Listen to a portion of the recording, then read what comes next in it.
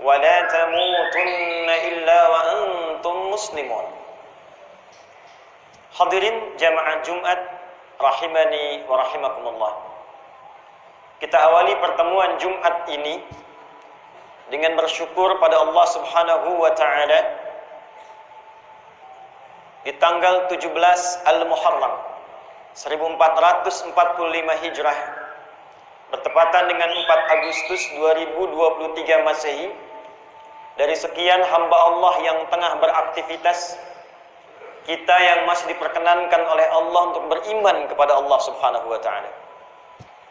Kita juga bersyukur dari sekian hamba Allah yang mengaku beriman kepada Allah, kita yang masih diberikan hidayah dan terpilih untuk membuktikan keimanan itu dengan menunaikan ibadah Jumat di Masjid Taqwa ini. Tidaklah Allah memanggil ibadah Jumat dengan kalimat Islam, tidak juga dengan sekedar pengakuan beriman, tapi panggilannya ditujukan kepada orang yang betul-betul ingin mengimplementasikan keimanannya kepada Allah. Bahkan diturunkan dengan nama surahnya, surah ke-62 Al-Jumu'ah di ayat yang ke-9.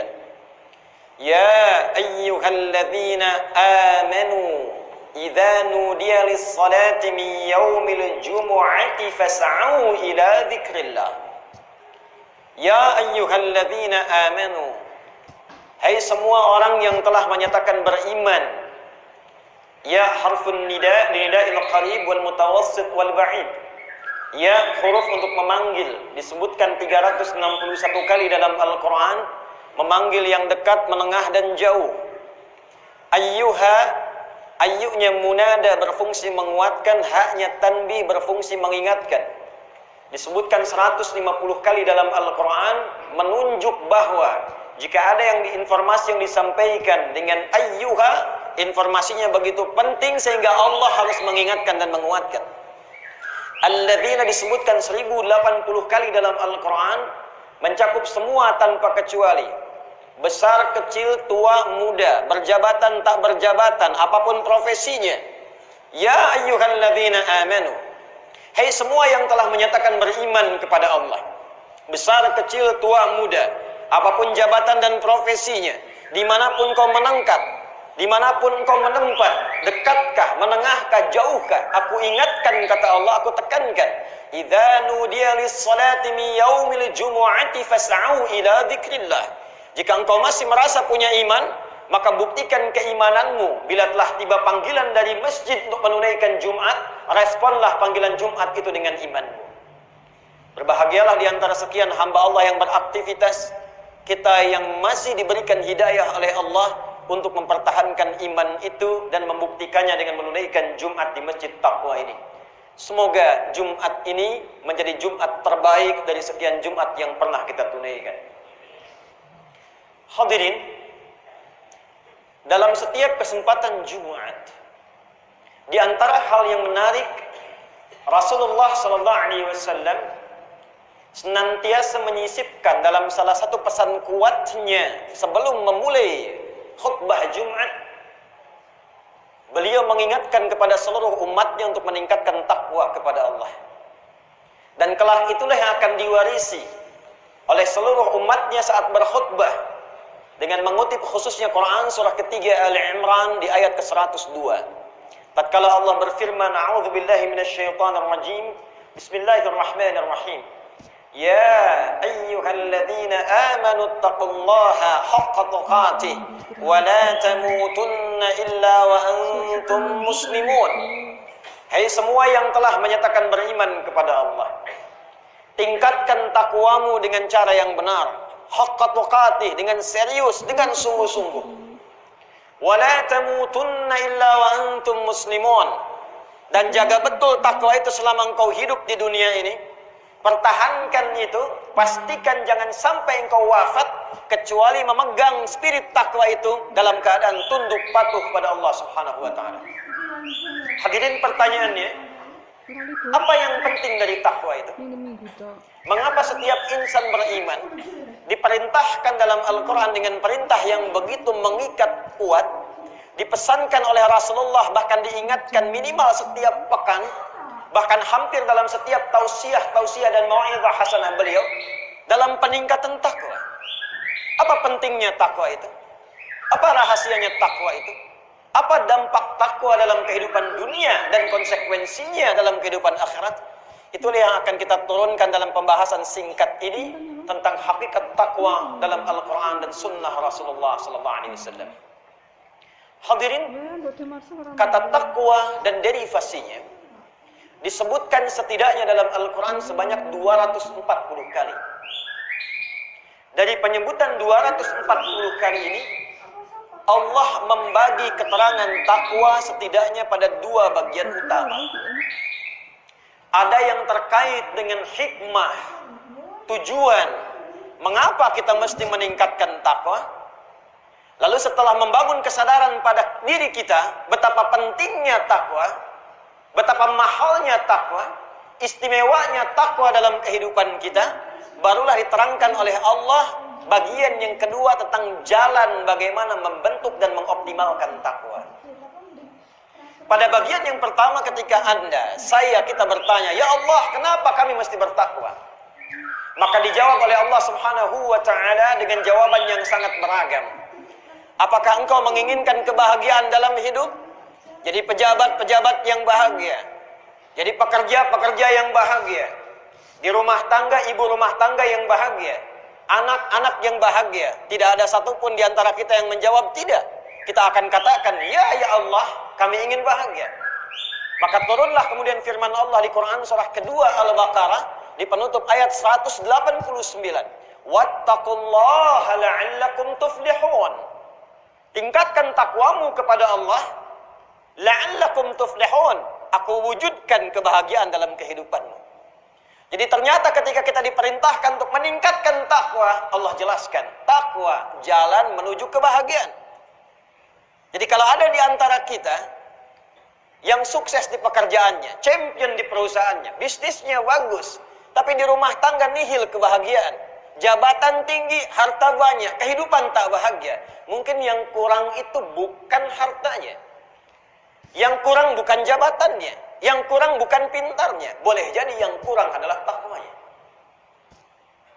Ada lagi yang sedang belajar, yang meniti pendidikannya dari tingkat dasar SD, SMP, menengah, sampai dengan kuliah. Tentu semua pelajar menginginkan percepatan dalam pengetahuan. Ingin pintar, mudah memahami sesuatu, gampang mengingat, tidak mudah lupa, menemukan inovasi. Bagaimana jalannya? Sebelum turunnya pengetahuan dengan ikhtiar, Allah tawarkan jalan dengan jalan yang sangat cepat. Quran surah kedua Al-Baqarah di akhir ayat 282. Wattaqullah wa yu'allimukumullah. Engkau mampu tingkatkan takwa kepada Allah, aku ajarkan, percepat pengetahuan kepada dirimu. Engkau tingkatkan takwa, aku tanamkan pada dirimu pengetahuan untuk mudah memahami sesuatu. Hadirin, ada lagi yang bertanya, bagaimana relasi takwa dengan kemudahan beraktivitas, kemudahan rizki, mengentaskan persoalan? Turun Quran surah ke-65 di akhir ayat yang kedua, di pembuka ayat ketiga. Wa may yattaqillaha yaj'al lahu makhraja wa yarzuqhu min haitsu la yahtasib. Man ismun mausulun yadullu 'ala al-fardiyatil 'ammiyah. Adalah kata sambung konjungsi yang menunjuk pada objek, kadang-kadang subjek secara personal. Waman, dan siapapun secara personal. Kata para ahli tafsir, kalau ada ayat turun, posisikan ayat itu untuk kita. Waman, personal. Hei Adi Hidayat, ayat untukmu. Hei Asep, hei Syu'aib, hei Doni, posisikan untuk kita ayatnya. Kata Allah, wa may yattaqillaha, dan siapapun yang menginginkan dirinya menjadi lebih baik, dia tingkatkan takwanya kepada Allah, yaj'al lahu makhraja. Persoalan apapun yang ia alami dalam kehidupan, Allah kirimkan solusi dan jalan keluarnya. Bukan tak punya masalah. Sebelum menghadapi persoalan, Allah ringankan masalahnya sehingga seakan-akan tak punya masalah dalam kehidupan. Ada orang punya masalah serupa dengan ilmu yang gelarnya sudah banyak, jabatan yang melekat, harta yang banyak, tak mampu mengentaskan persoalan dimaksud. Orang ini dengan semangat takwanya hanya membentangkan sajadah, sujud di atasnya, memohon kepada Allah dengan takwanya, yaj'al lahu makhraja. Yang besar Allah kecilkan, yang kecil Allah tiadakan. Wa yarzuqhu min haitsu la yahtasib. Bahkan tidak disibukkan dengan lelah untuk mendapatkan rezeki dalam kehidupannya, bahkan Allah siapkan dari sisi yang tidak diduga. Jadi kesimpulan dia, ketika Nabi mengingatkan setiap pekan, tingkatkan takwamu dengan sungguh-sungguh, tingkatkan takwamu dengan serius. Ternyata rahasianya, takwa itulah yang mengantarkan kita pada hakikat kesuksesan dan kebahagiaan yang diinginkan dalam kehidupan dunia sampai kita kembali kepada Allah Subhanahu wa taala. Itu yang menjadikan pendidikan Nabi kepada para sahabat, takwa sebelum ilmu, takwa sebelum harta, takwa sebelum jabatan. Ini yang menjadikan semua sahabat-sahabat itu sukses, salihun, saleh dan muslihun, memberikan solusi di zamannya. Perhatikan bagaimana sahabat Abu Bakar As-Siddiq, Utsman bin Affan, Abdurrahman bin Auf radhiyallahu taala anhum jami'an. Sebelum masuk Islam, sebelum mereka mengenal takwa, kaya, dagang, tapi kehidupannya biasa. Setelah mereka mengenal takwa, dekat dengan Allah, punya konektivitas dengan Allah, bahkan pada kegiatan yang mereka lakukan dibuka seluas-luasnya sehingga mencapai level yang tidak pernah dibayangkan bahkan hingga di era kekinian. Siapa Utsman yang bahkan setelah 15 abad dari wafatnya masih memiliki aset sekarang berwujud hotel di Madinah itu, dan hasilnya disimpan di Bank Saudi dengan namanya, disedekahkan untuk kebutuhan umat Islam di dunia ini. Abdurrahman bin Auf, dari yang modalnya hanya pakaian, dilatih oleh Nabi sallallahu alaihi wasallam dengan spirit takwa, mendekati Allah dengan sebenar-benarnya haqqa tuqatih. Dihitung asetnya dikonversi setara dengan 4 miliar dolar kekinian. Hadirin, begitu pula dengan sahabat yang lainnya. Siapa Ali bin Abi Thalib sebelum mengenal Islam, yang ketika masuk Islam Allah tanamkan percepatan pengetahuan kepadanya. Abu Hurairah masuk Islam di tahun ke-7, 3 tahun sebelum Nabi Muhammad SAW wafat. Dia memilih passion pengetahuan, belajar dengan Nabi. Ketika meningkatkan takwanya, bahkan terjadi percepatan pengetahuan pada dirinya, mampu mengingat sesuatu tanpa lupa setelahnya. Bagi yang ingin pintar, takwa solusinya. Bagi yang ingin punya kedudukan yang memberikan maslahat, takwa solusinya. Bagi yang ingin kaya dan kekayaannya bermanfaat, takwa solusinya. Dan takwa kesimpulannya adalah jalan untuk mendekat kepada Allah Subhanahu wa taala. Anda dekat dengan wali kota, Anda membutuhkan akses di Padang, bukankah cepat Anda mendapatkan aksesnya? Anda dekat dengan Allah, apa yang sulit bagi Allah untuk diberikan kepada Anda? Bukankah kita mengenal Allah Ar-Razzaq yang punya harta? Bukankah kita mengenal Allah Al-Alim yang punya ilmu? Bukankah kita mengatakan Allah Al-Fattah yang punya solusi? Lantas kenapa ketika Anda punya persoalan, Anda tidak mendekat kepada Allah? Lantas kenapa ketika Anda menginginkan rezeki, Anda mesti korupsi? Anda mesti mencuri. Kenapa Anda tidak dekati Allah yang maha segalanya? Kenapa ketika Anda sedang punya masalah, larinya justru ke tempat-tempat yang melahirkan masalah baru? Kenapa Anda tidak curhatkan kepada Allah? Seperti Nabi Ya'qub mencontohkannya. Quran surah ke-12 ayat 86 itu. Innama ashku bathi wa husni ilallah. Aku kalau curhat, yang pertama aku lakukan membentuk takwa kepada Allah. Tidak ada satupun Nabi dan Rasul yang menjalani kehidupan, membawa misi, kecuali hal pertama yang mereka lakukan mencontohkan takwa dan mempraktikkan serta mengajarkan kepada umatnya. Jadi ketika setiap pekan kita dikumpulkan dalam Jumat, diberikan pengingat tausiah yang pertama tentang takwa, seakan-akan memberikan kesadaran mendalam kepada kita. Hei hamba-hamba Allah yang datang ke Jumu'ah, yang duduk mendengarkan khutbah, boleh jadi yang datang itu ada banyak persoalan beragam yang ingin dimohonkan. Ada yang tentang bab rizki, ada babnya tentang rumah tangga, ada babnya tentang pengetahuan, ada babnya tentang aspek sosial, tentang pemerintahan. Duduk, datang, curhat sama Allah, minta. Tingkatkan takwa. Itu yang ditekankan. Dan kenapa dibuka dengan kalimat iman? Karena tanpa iman, keyakinan tanpa ragu, mustahil takwa bersemayam dalam jiwa. Kalimat takwa bukan formalitas artifisial yang hanya diungkapkan lewat lisan, didendangkan dalam setiap kesempatan. Bukan. Takwa butuh iman, takwa butuh keyakinan, takwa butuh penanaman ke dalam jiwa. Inilah sebabnya ketika kita bertanya bagaimana cara menanamkan takwa itu ke dalam jiwa, maka muncullah segmen yang kedua, pengajaran langsung dari Al-Quran, dicontohkan, dipraktekkan oleh Rasulullah SAW, sehingga takwa tidak hanya menjadi semboyan, tapi betul-betul jadi amalan yang dibawa value-nya dalam kehidupan. Hadirin, ketika kita menyadari takwa begitu penting, maka datanglah ayat-ayat berikutnya untuk membimbing kita mendapatkan takwa yang dimaksud.